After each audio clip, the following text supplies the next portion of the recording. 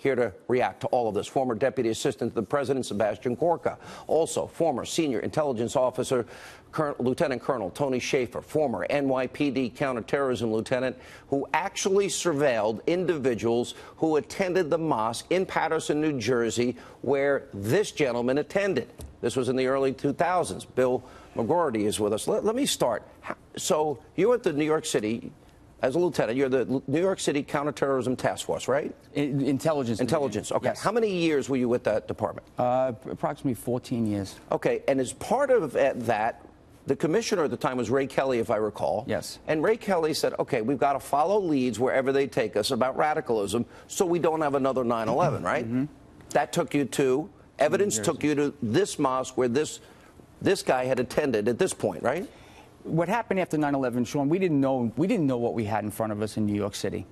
So we started to get sources and to run investigations. And what we realized was these people that were in New York City that we knew were bad people. You weren't profiling people because they're Muslim. Absolutely not. The intelligence game is simple. You develop human intel, they report back to you, and you're able to figure out who the bad guys are.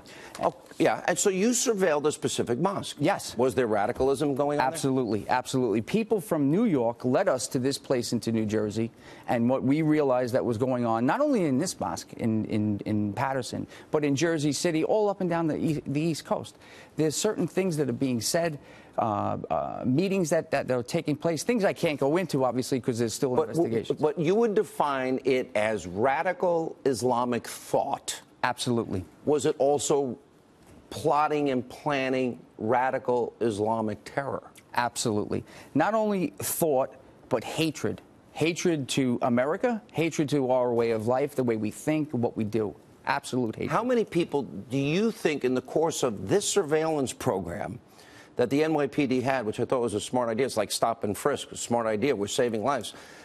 How many people would you say individually you knew were radicalized by your surveillance of this particular mosque? From this particular mosque, I would say it would have to be at least over 20 people. Wow, in one mosque? In one mosque. And how many in other places? Now, that's not to say they're going to go out and to do something. But they're talking about it. But they're talking about it, and their thoughts are not as the same as our thought process. They don't love this country. They don't like the way we are. They think it should be changed. If it's 20 in that mosque, how many can you think, estimate off the top of your head, in all of your surveillance? In all, it would have to be over 1,000. Over 1,000. Over 1,000? Yes. In the New York metropolitan area? Well, you have to understand, and if I could just backtrack, not only I worked the whole East Coast.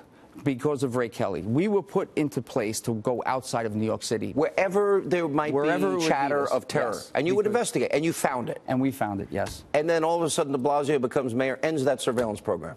Ends some of the surveillance programs, and handcuffs. Stopped and handcuffed, but you can't do your job. Exactly. And when you put, you put police officers in a position, whether you give them a lot of resources or a little resources, they're going to do their job. But they've been basically handcuffed in a place where it's very difficult to get their job done. Dr. Gorka, let me bring you in. So de Blasio ends the surveillance program. They had found over 1,000 people they believe are radicalized. They're now free to do whatever they want. Nobody's checking into them. Schumer authored the diversity visa program. People can come in, no vetting, bring 23 more people with them. We know nothing about them. This is spectacularly stupid and dangerous to the American people.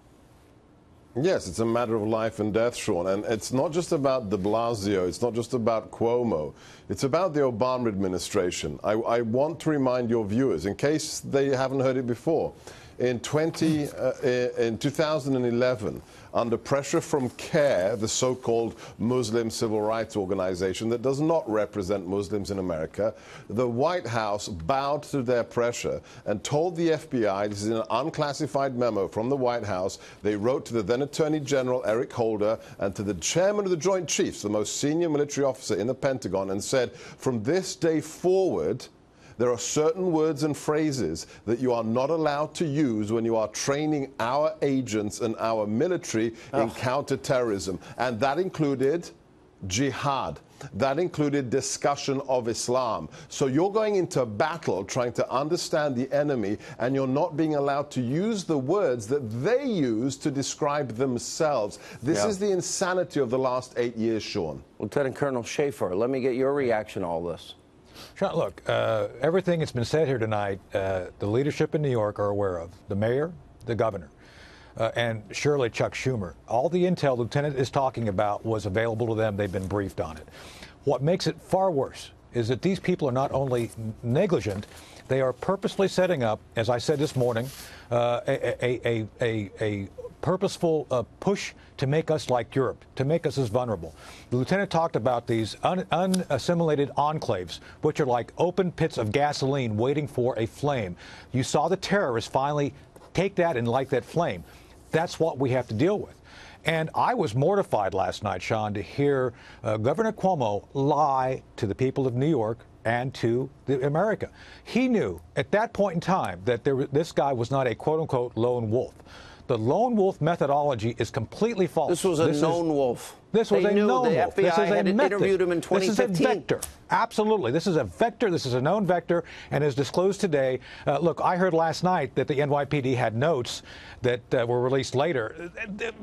You know, Sean, they knew last night that this guy was part of a larger network. They are lying to the American people. They are lying constantly. These policies... And it cannot be continued.